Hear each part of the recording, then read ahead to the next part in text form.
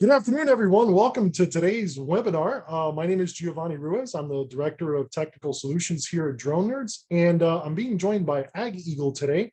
But before we get started, I want to go ahead and go over some friendly reminders. First one is that we will have a Q&A after the end of the webinar, and we'll be taking questions. So if you could just be so kind as to put those questions down at the bottom in the Q&A section, we'll be more than happy to answer them for you. And this webinar is also being recorded and will be available online after this live event. Please feel free to share this content with your network. And for whatever reason, if you need to leave or you can't stay through to the end, you'll get a link with that recording. And like I said, please go ahead and share that with anyone that you would think would be interested in it. And then also after the webinar ends, you'll be presented with a brief survey. It'll take no more than 15, 20, 30 seconds, more or less. But please go ahead and complete this survey for us. It helps us understand what you guys want to see, what you don't want to see, and it helps us improve as well. With that being said, I'm going to go ahead and introduce Gary Liqua. He's a regional manager for North America at AgEagle. Gary's passion for hurricane and climate research led him to a career in drones. He now manages AgEagle's sales team and distribution network for the EB series fixed-wing mapping drones and MicaSense series multispectral cameras across the US and Canada. He also leads the enterprise and Department of Defense sales, partnerships, and regulatory compliance. Gary has over a decade's experience with survey and agricultural drones and holds a master's degree in environmental science, from the University of South Florida and an MBA from Georgia State University. Gary, thank you so much for joining us, bud. It's good to see you again, and you can go ahead and start your presentation. Awesome. Thanks so much, Giovanni. It's a pleasure to be with you guys today. Really excited to go over this particular topic that we're going to be touching on today. Something that's kind of near and dear to my heart. I grew up in Florida, and so disaster response was kind of a part of every year. We know we were going to get some hurricanes coming through, and so it's exciting to be able to share this with you all today. So briefly, as we get rolling here, kind of just as Gio mentioned, if you have any questions as we're running through things, feel free to drop a question down in the Q&A. There, we'll make sure we touch on a lot of that stuff for you. I'm going to briefly run through a little bit of kind of what we're doing in terms of, working with disaster response agencies, some use cases. We'll talk a little bit about best practices in terms of selecting the right drone for the right job, and kind of talk through some of the specifications for the drone that we have. You see the EB TAC there, Public Safety Edition, that might be a good option for some of these use cases that we're going to go over and share. So let me jump right in here, and I'll give you guys a brief overview of AgEagle. So AgEagle, basically what we're doing here is we're trying to create full stack solutions for our customers. So what are we talking about when we're talking about that? Well, realistically, what we're trying to do is utilize these 3 centers of excellence that we have across the company. So drone solutions, sensors, and software, to be able to give proper solutions for customers to solve challenging problems that they're facing. And so with these best-in-class kind of divisions that we've got, our centers of excellence, we're talking about EB drone hardware. We're talking about sensors for multispectral imaging with the Altum PT and the Red Edge P. And then on the software side, we've got measured ground control, which is going to be kind of flight control and planning, fleet management, some processing baked in there. So kind of a rounded out solution there for what you can do in terms of utilizing drone platforms. Some of the benefits, talking about why you would want to use drones in a public safety setting fast, right? We're talking about emergency situations here for the most part. So we've really got to be able to get something up in the air quickly, get it deployed quickly, and be able to provide that intelligence back in a timely manner. Remote access. So of course, a lot of times in these situations, you're not going to be able to get right up close to the emergency that's happening. So we need to be able to have something that'll allow us to access those areas to collect the data. We've got improved safety. So keeping first responders out of those critically dangerous areas while we're trying to collect this data, get plans put together on how to act. Situational awareness. Again, we've got to have a broad overview of what's going on. So being able to cover medium and large sized areas with drones is a big help. And then accurate data. So to coordinate the response, to document what's going on the site, we've really got to be able to collect accurate data to manage that. Now, when we're talking about public safety, I think probably a lot of the folks on the webinar today are pretty familiar with using drones, maybe with live video feeds. And so we're going to be talking about some different applications and kinds of drones that you might use in these situations. So here we're talking about specifically using photogrammetry and mapping techniques as opposed to live video, and kind of where those might be applicable. So just in case anybody isn't familiar, just covering briefly, this is kind of how the workflow goes for capturing photogrammetry data. So essentially the first thing we're going to do is collect create that flight plan. So this can be done in the office before you go out into the field. You can download your background map data. You don't need internet again once you get out in the field to be able to fly the mission or make changes to the mission in the field. Then you're going to do your autonomous flights. So we're not actually using remote controls. All of our controls are baked into the software ground control station to capture that data while it's flying. And then you've got an option of running either RTK or PPK data corrections to make sure that you're getting the most accurate data possible. And then once that process is done, pop an SD card out of the sensor, you're ready to start your post-processing to take all of those individual images, stitch them into one big picture. So that's kind of the workflow for photogrammetry. And then we'll kind of talk a bit again about what are these applications? Where are we really using drones in disaster response here? This is just going to be a kind of a brief overview of some of the cases that we've seen internally. Of course, there are many, many more that you can use. Realistically, what's kind of most important is kind of choosing a platform that's versatile, right? You want to be able to use it in a couple different kinds of scenarios. Having a reliable platform, something that is going to get up in the air and collect that data for you when really time matters big time in these situations. So kind of the three phases of this kind of disaster recovery damage assessment that we're looking at here are disaster prevention. So in this phase, we're talking about preventing things, right? We're talking about mitigating the risk. So determining the high risk areas, we can create dynamic risk maps, find optimal locations for, posting emergency response services. If we need to notify individuals that they're in one of these high risk areas, it could be something like for fighting forest fires, mapping out where are the fuel sources for these fires coming from. Are there potentially hotspots that could be popping up in these areas?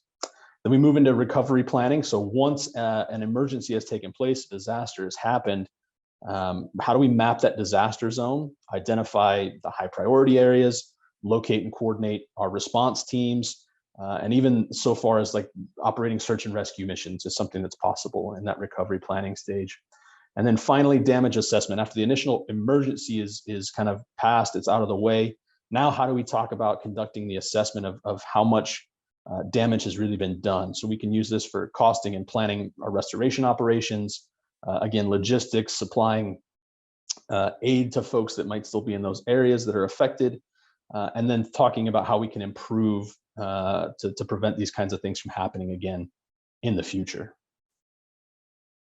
So let's take a look at some sample data sets here. These are things that were collected using our EB drones in this kind of disaster management, emergency response kind of situation. So the first one we'll take a look at here is from Bulgaria, actually. So this is the city of Sofia, Bulgaria.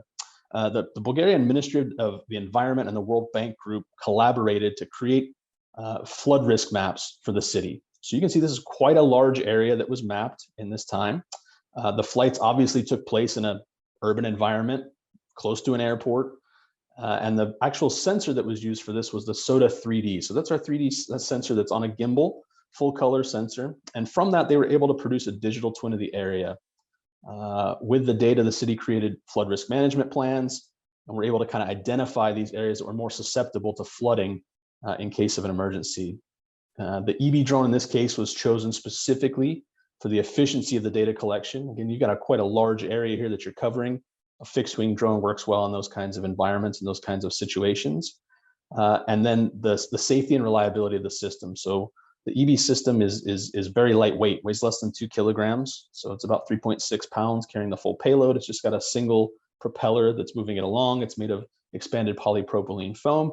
So, if this thing falls out of the air, hits somebody in the head full speed, you're going to have a bump on a head, and you're probably going to say a few curse words, but that might be the worst of it. So if you're flying over these densely populated areas, it's another consideration that you have to think about. The next one that we've got here is a project that took place in the United Arab Emirates. And so one of our customers in this area used actually 6 different EB drones to map this area of about 65 square kilometers following an intense flash flooding event. So you can see kind of the blown up images there, individual pictures that were taken. That roadway got washed out, sand's covering the highway. You're not making that pass. The data capture over this area took about 30% less time than using a multi-rotor UAV would, and required 50% fewer flights and batteries than that sort of similar setup might as well. So again, when time is critical, choosing the right platform for the job is really makes a big difference. There's no silver bullet, there's no magic unicorn drone that does everything fantastically well, but it's about understanding that there are other options out there, kind of depending on the workflow that you need. With this data, the local municipality was able to use it to allocate recovery and response efforts, for example, for this particular area. The next one that we're talking about here is, again, some recovery planning. So this was a river that overflowed in Sao Paulo in Brazil. And so our local reseller, along with some local AgEagle team members there in Brazil, helped to map this area that were flooded by this overflowing river. Again, talking about efficiency, the team here was able to map over 2,000 acres in 35 minutes using the SOTA 3D sensor. So the SOTA 3D has an incredibly wide field of view. Again, it's on a gimbal, so they were able to kind of reduce the lateral overlaps that were necessary to collect this data to about 30%. And so that gave them the ability to cover such a large area in that amount of time. From that data, a digital surface model and an ortho map were delivered to the city administrators to help in aiding in response and recovery efforts. You can see that there's quite a few homes that are underwater. All that brown you see in the picture there, that's not dirt, that's water. And so it was a critical situation where they needed to make some decisions quickly, and the drones were able to help them to do that.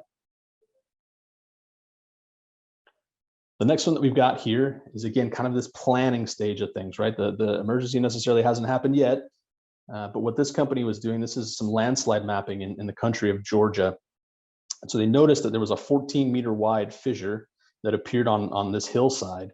And so a team of geologists was able to use EB drones, an Area X sensor that we have, so a really high resolution full color sensor, using RTK accuracy corrections to get really accurate data.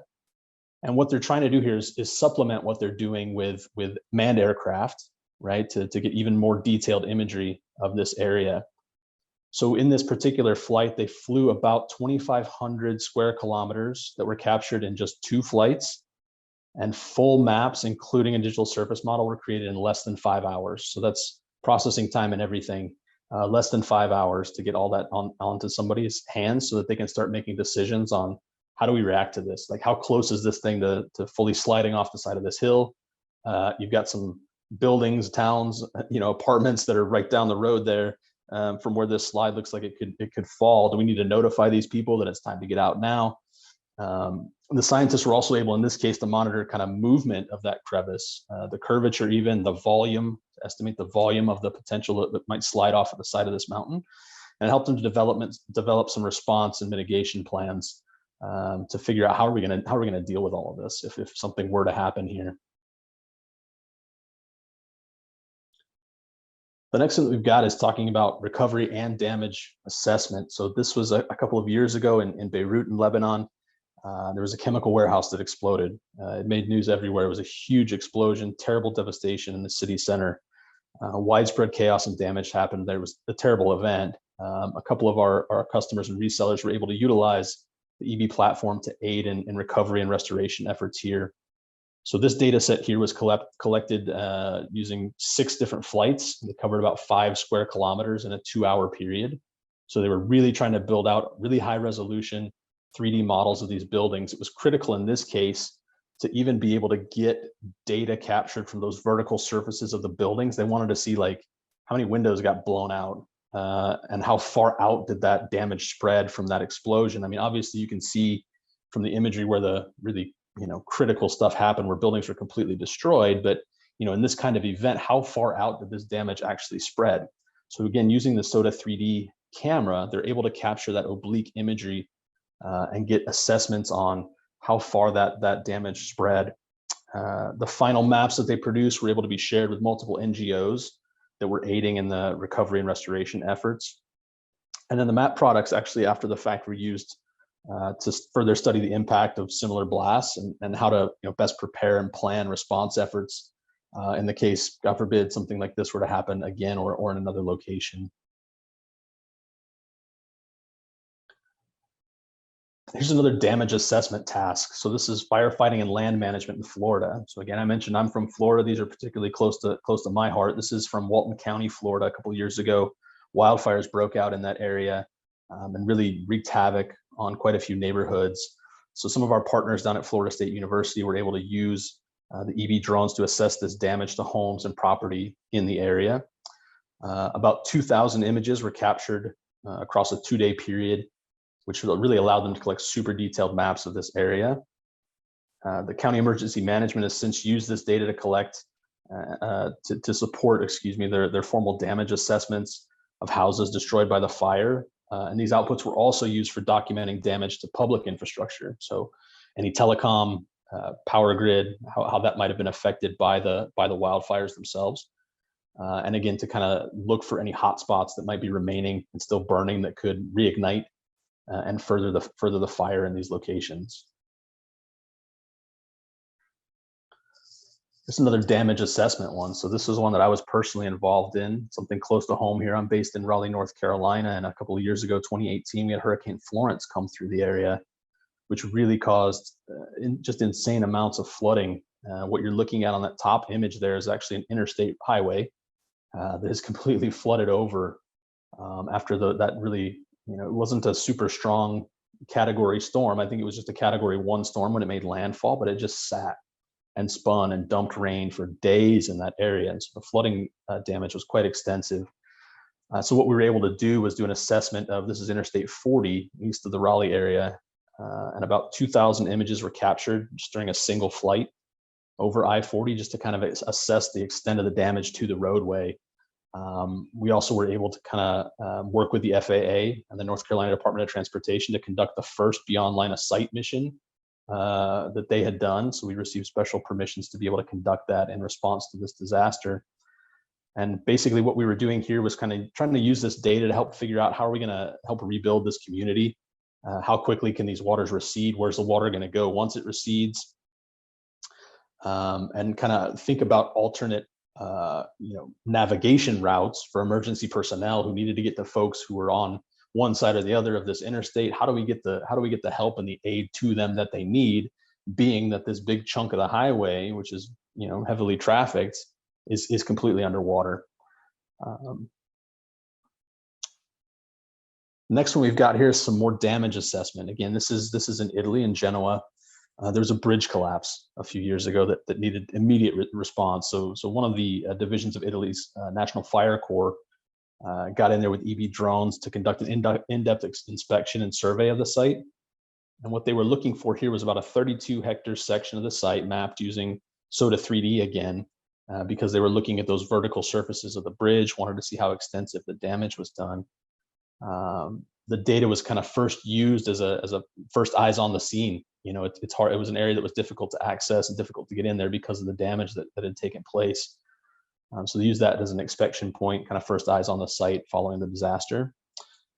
After they were able to assess kind of what had taken place in that area, an environmental impact study was also able to be performed on the river that the bridge collapsed into to see, where is this debris going to flow? Is it going to cause other problems for wildlife in the area? How do we need to remediate and assess that damage as well? So a bridge collapse in Italy, another option for how we can use this for damage assessment. And then finally here, we're talking about perimeter surveillance. So a lot of the customers that we have that are kind of doing this sort of work, it's a little bit more sensitive and maybe we couldn't share an exact data set for you, but what I wanted to do was at least give, again, an idea of how this can be used.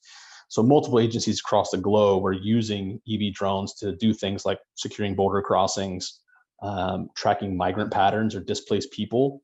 A lot of times you have these really large groups moving together, like what are their path of travel going to be? How do we support them through these efforts? How do we get aid to them? Border crossings, can we look for any sorts of change that are happening at these border crossings? Are there tunnels being dug? Are there fences put up? Any of those kinds of options for just monitoring what's going on in those situations Perimeter surveillance. Again, we're not doing live video with this. So this is another kind of use case for mapping drones in this sort of scenario. You know, you might be able to get up there for a little while with a live video and capture what's going on right now. But with, you know, a fixed wing drone that has great efficiency, you're able to map this area very frequently, a couple times a day if needed, collect that data quickly, process it quickly, and start making decisions from the data. So what are we kind of considering when we're talking about, you know, using these drones in this kind of application? Well, you know, realistically, what we've got to do is be able to understand the ease of use and deployability. So you're working in really high stress situations. It's time critical stuff. So being able to get a drone up in the air that's quickly is key to that. You know, regulatory compliance is another big factor for us that we always try to work with. The general nature of the EB drones makes it pretty favorable for a lot of the regulatory bodies across the globe. In fact, the EB platform is approved for operations over people in the United States without a separate waiver process. So any of those kinds of operations that need to take place, if you need to fly over populated areas, people, roads, highways, it can be done with the EB platform, which is fantastic. Mission type, something else to consider. Again, I mentioned this before, not all drones are suitable to fly all kinds of operations. Some missions are better for multi-rotor quadcopters. Some are better for fixed wing drones. It really makes a difference on what you're trying to accomplish with the drone. Again, Drone Nerds is fantastic because they've got lots of options for you to choose from so that you can make sure that they're pointing you in the right direction for, hey, this is going to be best suited for what you're trying to accomplish and what you're trying to do. And I know their sales teams and experts there are great at that. So any questions on, hey, I'm trying to do this, what drone should I use? Team at Drone Nerds is fantastic for that. Data outputs is going to be another one. So what type of data do I want out of this is going to help me figure out what kind of sensor do I need to apply to the drone. So do I need thermal data? Do I need those vertical surfaces from oblique structures? Do I just need really high resolution data? All of those kinds of things are what you have to consider when you're thinking about what kind of mapping data outputs do I need for this. Additionally, something to consider might be cybersecurity. You know, if you're working in a sensitive area, particularly things like, and I mentioned the perimeter surveillance at border crossings, making sure that my data and privacy are cyber secure is really essential to some of those operations. And so EB in particular has gone through quite a rigorous round of testing. The EB TAC drone is approved on the DIU's blue list to be used. So, you know, it's safe for the DoD as well in terms of cybersecurity.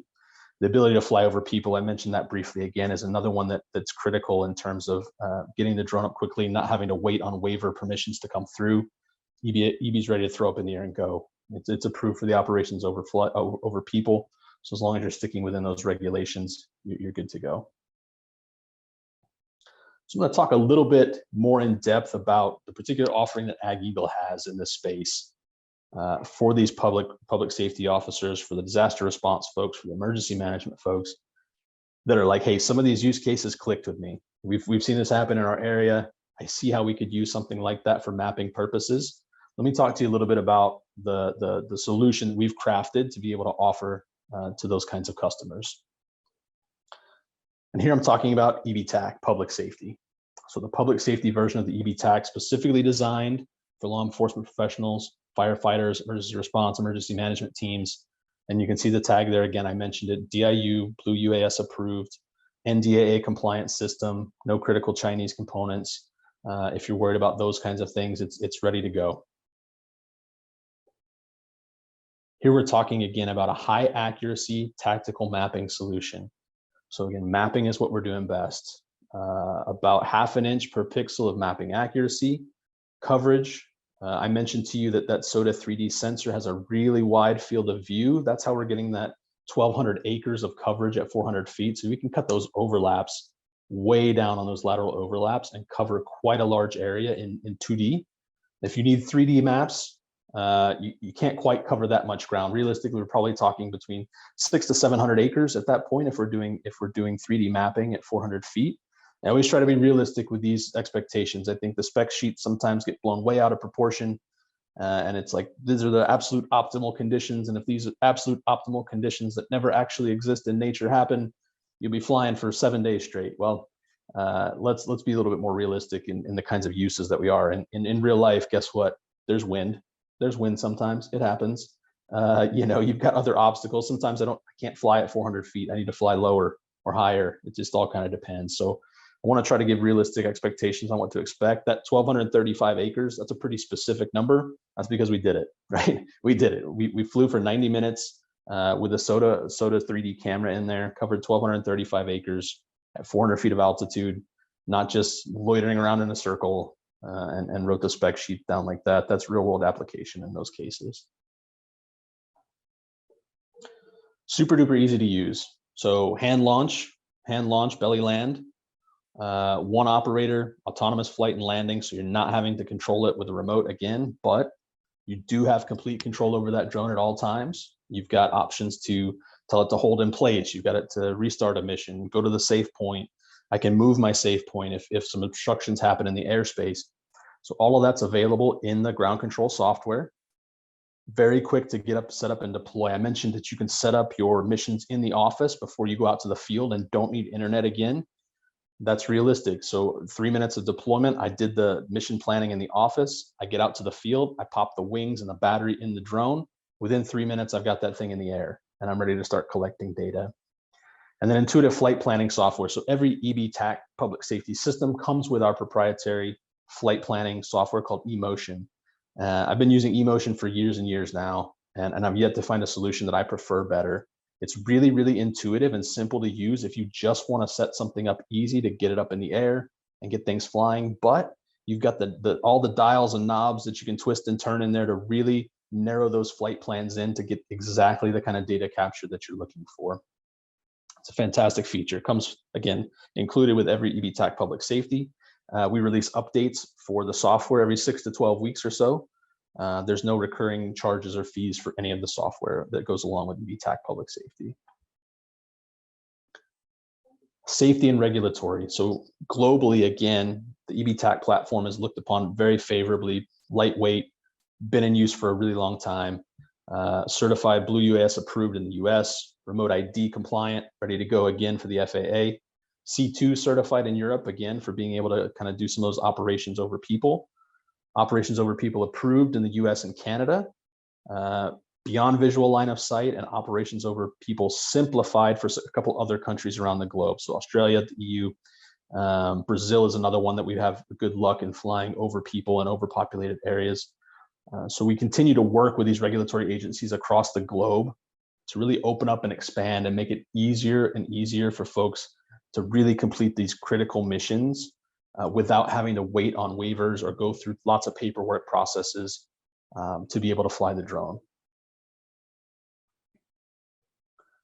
Blue UAS process, again, I mentioned NDAA compliance, cybersecurity, no waiver needed for purchasing through DoD agencies or through the government in that way. The TAC system itself has an encrypted data link. You've got an encrypted SD card. You've got flight log suppression on the drone as well. So all of these kind of cyber secure components and security components in terms of your data transmission, your communications transmissions are all thought about when we're talking about this kind of platform. So any kind of, adversarial kind of people that you might not want capturing any sort of data about the flights that you're doing, that's all been considered with this platform. Now, again, I mentioned that the TAC public safety drone flight time's up to 90 minutes. So you've got some different battery options and sensor types that vary that, right? Realistically, you're anywhere between 75 minutes and 90 minutes, depending on what kind of sensor you put in there. So heavier sensor, heavier payload, it's not going to fly for as long. Makes sense, right? But still 75 minutes of flight time with our heaviest sensors, up to 90 minutes with some of the lighter payloads. Talking about operational safety, you can see some of the testing that we've actually done with the EB platforms through some of our partners. It gets weird sometimes. We smash these things into the side of crash test dummies. We've got to be able to measure that kinetic energy and make sure that these are absolutely safe for being able to operate in these kinds of environments. Some of those safety features, again, I mentioned it's lightweight, less than 2 kilograms, 3.6 pounds. There's no hard plastic parts in the nose, no front-facing motor, right? So you've got the propellers in the back. You've got fail-safe protocols in the flight planning software and eMotion.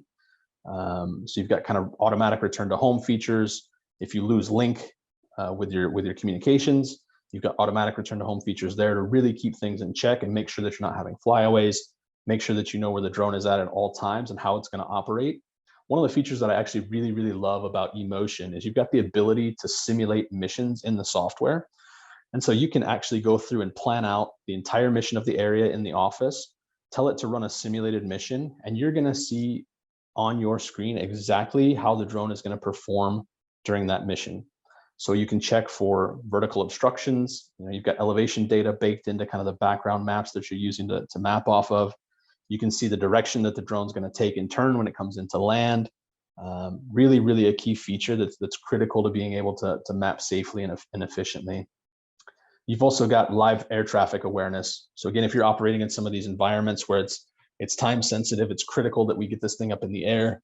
A lot of times I won't have to file, separate paperwork or notifications with the FAA, but still I want to be aware of what's going on around me and keep the airspace safe. So we integrate with Ping USB receiver. And so that live air traffic will actually show up in your eMotion software on your screen. A little warning will flash up if there's some kind of aircraft approaching in your mission area, and a little British guy's voice will come on and warn you that there's some air traffic happening in your area, be aware. So again, trying to really be as safe as possible to get these things up in the air quickly and collect the data efficiently. So let's talk a little bit about some of these sensors. You've heard me mention them throughout the presentation here, but the versatility of a system is important. So there's actually 7 different sensors that are available to be swapped in and out with the EBTAC public safety platform. The one I talked about a lot was SOTA 3D. SOTA 3D is great for collecting this type of vertical data, these oblique images, to really capture some of that data from those 90-degree angles on buildings. So building out 3D models, SOTA 3D makes sense, right? It's in the name, is great for that application. So SOTA 3D is going to be a 20 megapixel sensor, 20 megapixel 1-inch sensor. And so with this guy, you're getting that, it's built in on that gimbal. So the camera itself is actually rotating kind of left and right, if you can imagine it, as the drone's flying forward. And so it kind of, each image waypoint, the drone is actually collecting 3 images at each one of those. So let's say one to the left, one straight down nadir, one to the right. You can actually set that side angle anywhere between 30 and 45 degrees as well, depending on what you're trying to map, which makes it, again, it's flexible, it's versatile. What am I trying to map? How am I collecting this data in the best way possible? We've tried to think about some of that stuff when we were building out these sensors. The Area X is another one that we've got here. So Area X is a 24 megapixel full frame equivalent sensor. So really high resolution, full color imagery is what we're doing with Area X. So great for building out these really high res 2D orthomosaics. And orthomosaics, if you're not familiar with that term, basically it's a map. It's a map that's got geographic data baked into it. Really fancy word for describing something that's not too complicated, but I know some of the terminology sometimes in drones can get a little out of hand. But yeah, it's a geo rectified map, if you want to call it that. It's a map with geographic data in it. And so building out 2D models with that is really important. You can also build out and collect 3D data with that drone while you're flying, with that sensor while you're flying. So if you wanted to build out a digital surface model, you can also do that. You can create contour lines from that data. It's possible with the Area X sensor. And then finally, the last one that I kind of wanted to highlight for you guys here was the Duet T. So Duet T is a pretty unique sensor. So what we're doing here is we're actually capturing 2 sets of data at once. So we've got our SOTA sensor that's baked in on one side there. So that's on the right, that's our full color camera. And on the left, we've got thermal imagery. So this is a FLIR Tau2 core, 640 by 512 resolution thermal imager that we've got on that side. And so what we're actually able to do is use that full color data to help us recreate the map in the thermal data. So you can kind of combine those data sets, you can run them and process them separately, but you can collect that data at the same time. And so it helps you to really get super duper accurate thermal maps, which is historically pretty difficult to do from drones. And so by combining these two kind of processes, you can get really accurate 3D thermal maps, even if you wanted to. So again, these are just a couple of the applications that are possible using drones. The real advantage for drones in these first responder applications is the diversity of uses, and that really plays a significant role. And that's why it's really critical, again, for your organization to choose the right kind of drone or have those right tools in the toolbox for your intended uses. And again, the folks at Drone Nerds are fantastic about getting you the information that you need and pointing you in the right direction if you have questions. I know that they're very concerned about providing solutions, not just moving boxes, particularly in this public safety space where it's critical to them. I know they're guys based in Florida too. Natural disasters are a way of life for folks in Florida. And so this is really, really critical. So we've got kind of two different versions of EBTAC that are available. You've got EBTAC Public Safety and EBTAC Government. And so you can kind of see the differences between the two here. What are the really critical differences? The EBTAC Public Safety is a little bit less aggressive in its design. Some folks don't want to have something too flashy like the digital camo of the EBTAC Government. It's just an all-black drone, no worries, C2 certified. It's integratable with CivTAC. So if any of your organizations are using that software on the back end to help share and view data, it's definitely possible to do that. The TAC Government, really made for leading edge warfighters, tactical mapping. I got to see what's going on, over that hill. I don't want to have to ask mom for permission to send a surveillance reconnaissance aircraft over to me. Wait, weather's bad, I'm 15th in line. I can get near real-time data right now with the EBTAC platform and start making decisions and taking action. So you've got the camouflage body there. Another kind of critical difference between the two, to remain compliant with our FAA regulations, the TAC Public Safety does not have the silent radio emissions or the flight log suppression. So you're still going to be able to broadcast remote ID with EBTAC Public Safety. And again, the TAC Government is integratable with the ATAC systems for our DoD customers. So that was a lot to cover about kind of different use cases. How do we get involved in this stuff? What kind of drone is right for me? How do I make that decision? And so again, critically important is how do I get in contact with folks? And so that's just, again, our last slide here is just touching on how do I contact these people? How do I get in touch with them? Again, I love that Drone Nerds email address is experts@dronenerds.com, because this is what they do, right? The drones is their business, and they can really help you get the right solution that you need in place for your organization. So with that, I think, Giovanni, we can probably turn it over to Q&A now, and I'll see if anybody's got some questions for me. Yeah, awesome. Gary, I really appreciate your presentation, man. That sheds a lot of light on the EB platform and all the different cameras. Especially love all the cameras. That SOTA is just one of my favorites. So, but yeah, we've got a bunch of questions. Let's start at the top here. Okay, so the first one is, can the MicaSense payloads view gas leaks in these types of situations?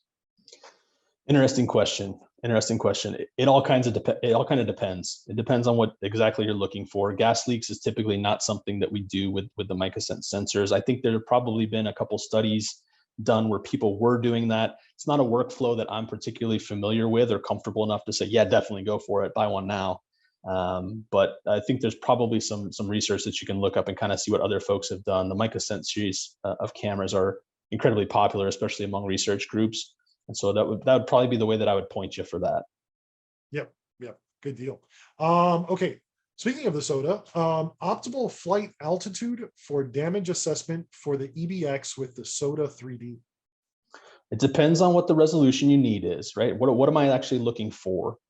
Realistically, when we're flying at 400 feet with the SOTA camera, we're at about 1.5 inches per pixel of ground resolution. So that's pretty solid. Like I mentioned, we can drop that way down to under 0.5 inch per pixel if needed. And at that point, we're flying at about 135, 137 feet, somewhere in that neighborhood. So it just kind of depends on what you're trying to look at and what you're trying to capture. If you just want to cover as much area as possible, fly as high as you can. Just fly as high as they'll let you wherever you're based at, and you're still going to collect really solid data. Yeah, that's exactly right, man. Okay, could we use I'm sorry, it says, could we use to measure the height of tree and analyze the flammability of force? Could a point cloud help us do that? That's a good question. I've had that come up a couple of times about kind of measuring tree heights is something that I've seen a few times. Listen, there's limitations with photogrammetry, right? So if I can't see it, I can't map it or measure it accurately. So photogrammetry might not be the absolute best tool if you're trying to measure a tree that's in the middle of a forest. If you want to just measure one tree that's standing in the middle of a field by itself, or kind of the front row line of trees, you can do that with photogrammetry. Realistically speaking, if you're trying to do those kinds of measurements, probably a LiDAR sensor is going to be a better option for you. But it is definitely doable if you're looking for something that's flexible and kind of versatile. Again, you've got other applications that you need. Kind of LiDAR sensors can be a bit expensive. Typically, they require specialized drones to be able to carry those kinds of payloads. So if you're looking for something versatile and you're not doing that sort of application, and that's it, I do it all the time, it can still be something valuable for you. And yes, you would use a point cloud to kind of do those measurements. Yep. Yeah. I was also thinking you could stick a multispectral on there. And if the forest isn't super dense, you could see a lot of the dead vegetation on the ground. Yeah, And you can absolutely. easily tell the difference between live and dead. And if you've got more dead than live, then you know that you've got a tinderbox situation, right? 100%. 100%. Yeah. Yep. Yeah. Awesome. This is an interesting one. What about drones viewing? I'm sorry. What about EV drones viewing volcanic eruptions? What can they do about warnings and telling us if the volcano is going to explode? It's a good question. I'm not sure, to be honest with you. So let's think in terms of what data are we collecting with the drone. So, I looked at kind of that landslide example that I showed there. Typically, a lot of times what you'll see when, again, I'm no volcanologist, I'm no expert. Take this with a grain of salt. Same, buddy. You're gonna probably see some ground moving somewhere. Typically, there's some earthquakes or tremors that'll precede volcanic eruption. So that might be something you could look at to try to help you make that decision if something's close to erupting. Is there ground moving around this thing? You could use the thermal sensor to look at obviously hot spots. There's lava. I'm pretty sure that stuff's pretty warm. So take a look. Is there lava coming up towards the surface? I don't know. That's what I'm thinking in terms of how you might evaluate something like that. And then for notification purposes, it's going to all depend on how you share the data. So you're able to produce maps quickly, which is great. And then it's a matter of you knowing who needs this data, right? Whose hands need to see this so that they can start making decisions to notify people. If it's the local emergency management authorities, that would be who you would notify. But there's definitely some data that you could certainly collect that I think would be relevant in that kind of use case.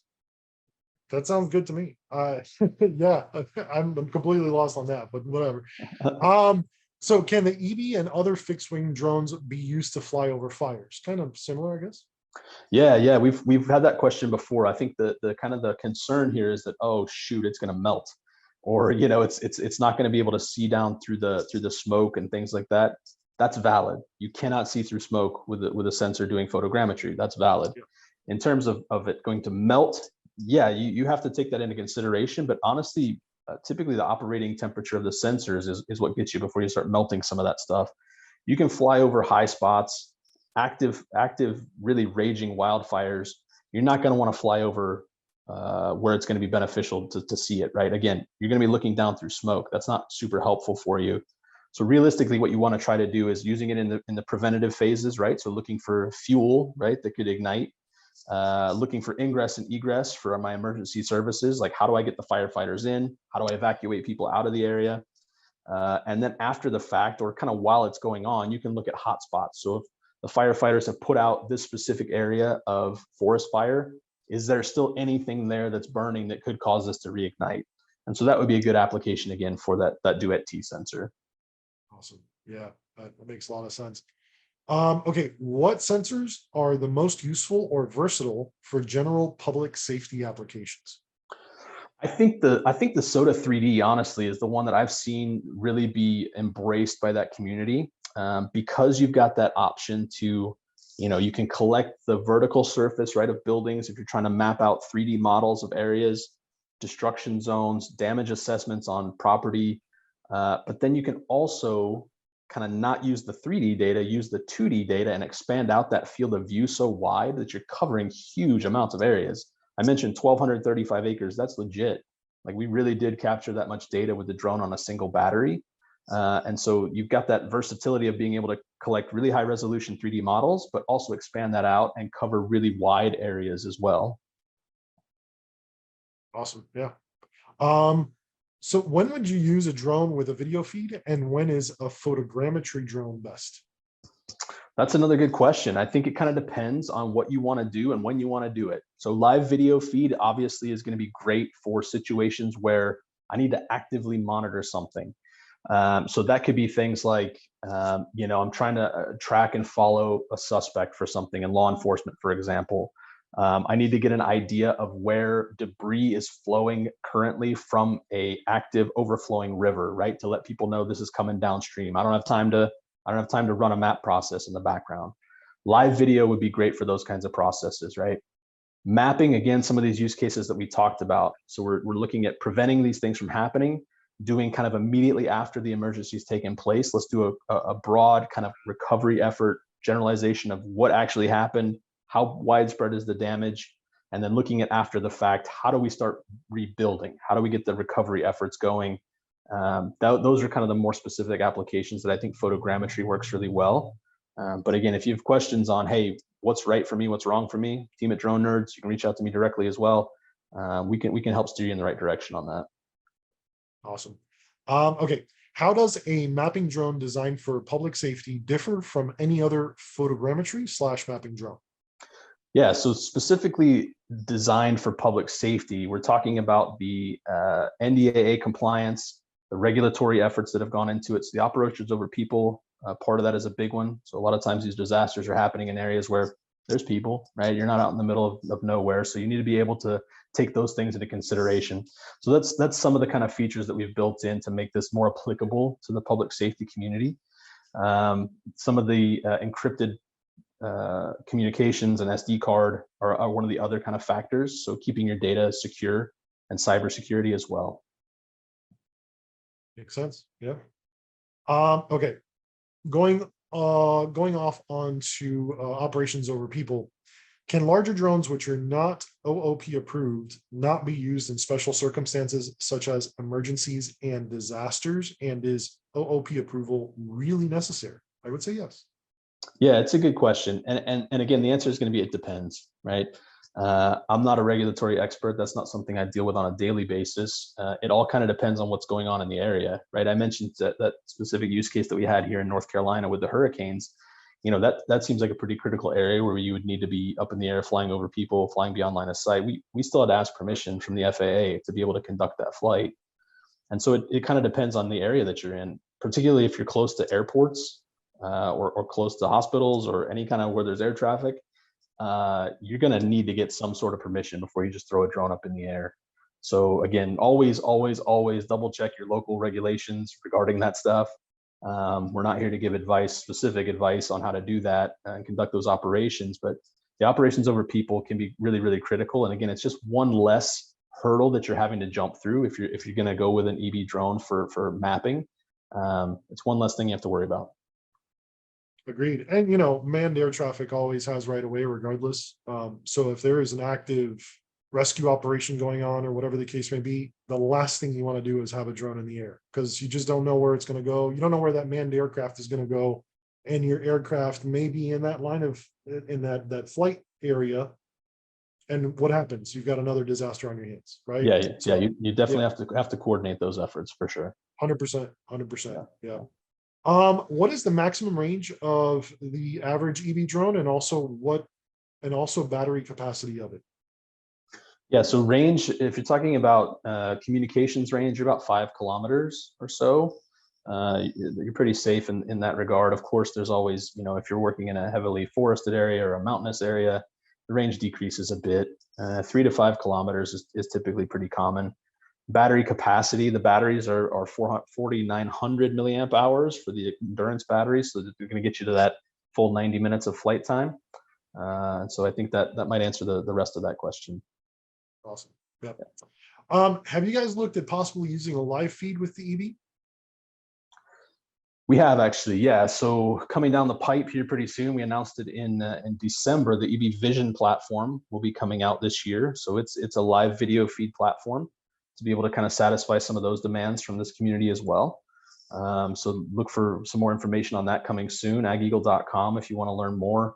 But basically, it's a similar fixed wing platform with an integrated sensor that's going to offer full color and thermal imagery. and be able to do some of that live video feed for you. Awesome. Good deal. Excited for that one. Couple more questions. So how long does it take to fully charge a battery? Yeah, if you run it down through the mission, we always recommend you don't run it to complete zero. It just kind of damages your batteries, right? So if you run it down to normal mission altitude, you land it with maybe 10% battery left, it'll take you about an hour and a half to fully charge that battery back up. So again, if you're working with those batteries where you're getting 90 minutes of flight time on a battery, you can kind of keep that cycle continuously going, where I ran one for an hour and a half, I'm going to charge it, I'll put another battery in, hour and a half later, this one's done, ready to go back in. So you can kind of keep that cycle going. Perfect. And that answers the next question, which was how long does it take to fully charge a battery? So about an hour and a half. Yeah, yep. Awesome. Speaking of landing, what is the space needed for a safe landing? Yeah, we get this one quite a bit, right? And it makes sense. It's a fixed wing drone, so you were doing it's not a vertical takeoff of any sort, right? So you've got to think about when you're planning kind of where am I taking off and where am I landing? Short answer, it depends. It depends, because fixed wing drone, I need to take off into the wind and I need to land into the wind, right?